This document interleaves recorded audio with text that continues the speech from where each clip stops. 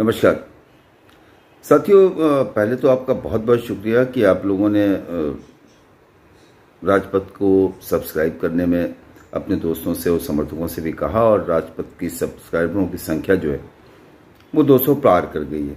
1000 का मेरा आपसे अनुरोध है कि 1000 जो है उसका जब हो जाएगा तो मैं लाइव भी लेके आऊँगा। लेकिन बहुत शुक्रिया इतनी जल्दी इतनी संख्या पहुँचाने के लिए।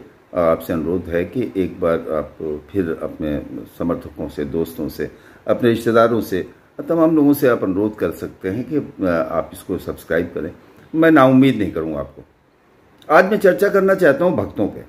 भक्त एक ऐसा शब्द जो 2014 के बाद से बहुत प्रचलन में आ गया, लेकिन बड़ी अफसोस की बात यह है कि भक्त के बारे में जब बात होती है तो भक्त केवल मोदी के भक्त समझा जाता है, सिर्फ भारतीय जनता पार्टी का भक्त समझा जाता है।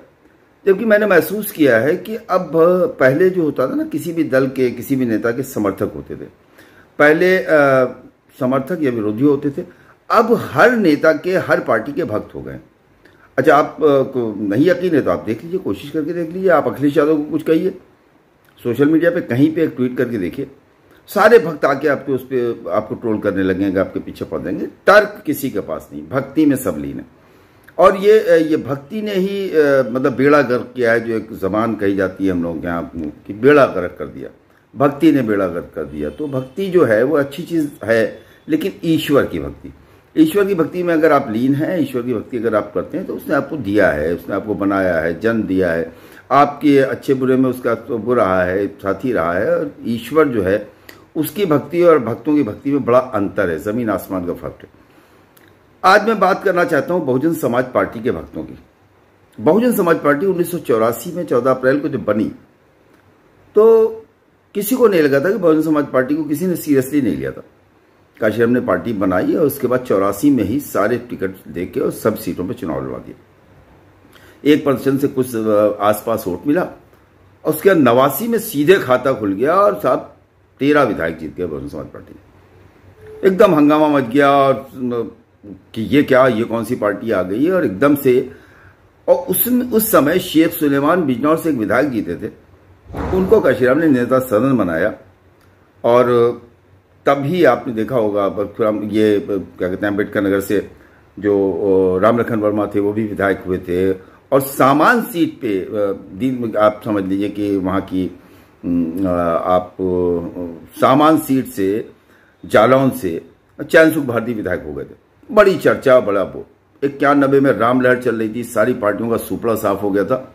बसपा की 2 सीटें कम हुई थी, लेकिन वोट प्रतिशत बढ़ गया था। और 91 में नसीमुद्दीन सिद्दीकी जैसा नेता जो है वो बांदा से विधायक हो गया था, जहां बांदा में आप समझ लीजिए कि मुस्लिम वोटों की कोई संख्या नहीं।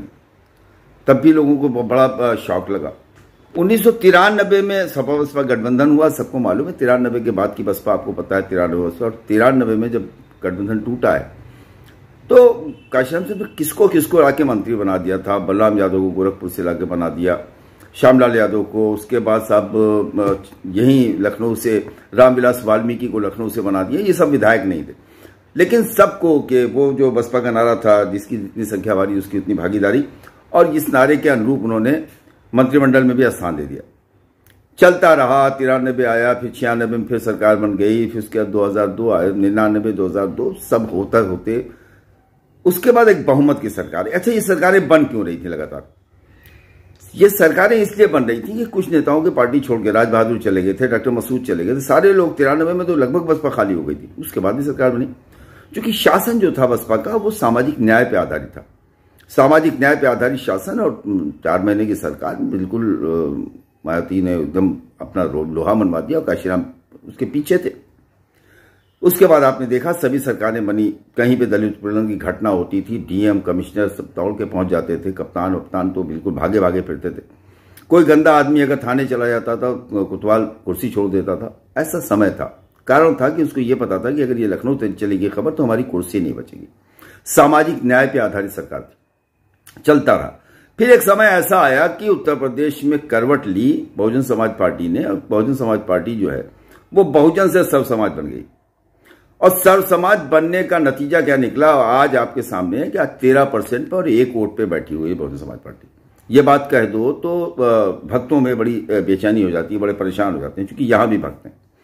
बहुजन समाज पार्टी में जो बनी थी बसपा, फागू चौहान, दारा सिंह चौहान, स्वामी प्रसाद मौर्य, लालजी वर्मा, रामाचल राजभर, सुखदेव राजभर, कोई बिरादरी, सैनी, साहब सिंह सैनी, उसके बाद जाट, मतलब कोई ऐसी बिरादरी नहीं थी जिसका विधायक ना होता, मंत्री ना होता।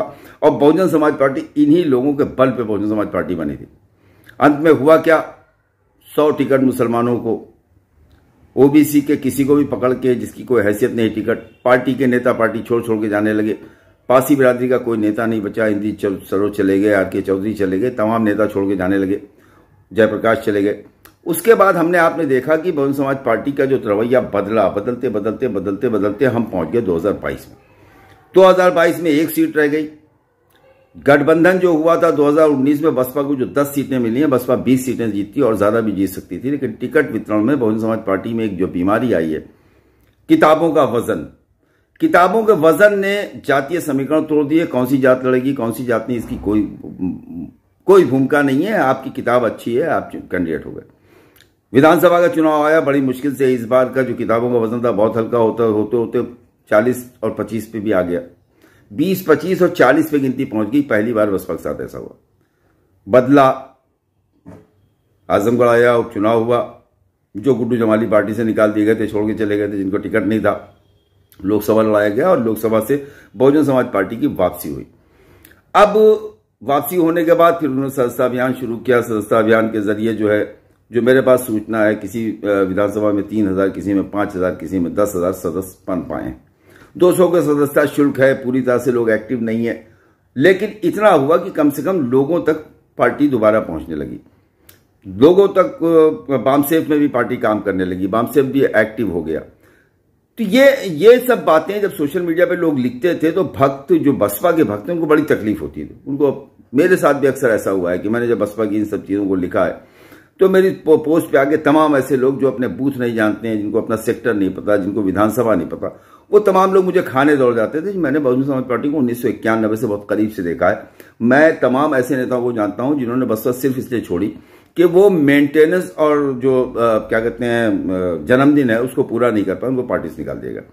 बहुजन समाज पार्टी से जो एक बार लड़ चुका है, दोबारा वो टिकट नहीं पाता, 5 साल बाद दूसरा कैंडिडेट हो जाता है। लोकसभा में भी यही बात होती है। आज जो लोकसभा में 10 सांसद हैं, इसमें से आपके सामने कितने सांसद ऐसे हैं जो दोबारा बसपा से लड़ने वाले हैं? मुझे लगता है 1 या 2, बाकी 8 लोग नहीं लड़ेंगे। तो वो 8 जो नहीं लड़ेंगे दूसरी पार्टी में जाके लड़ेंगे। ये देखिए, कोई भी आदमी एक बार सांसद रह लेता है, विधायक रह लेता है, तो उसका अपना व्यक्तिगत आधार भी हो जाता है 5 से 8,000, 10,000 विधानसभा में, और लोकसभा में भी 40-50 हजार। तो 40-50 हजार, 1 लाख वोट का नुकसान आप अपने साथ खुद करते हैं। उसका टिकट काट के उसको भाव, टिकट काटा क्यों जाता है? सिर्फ और सिर्फ किताब।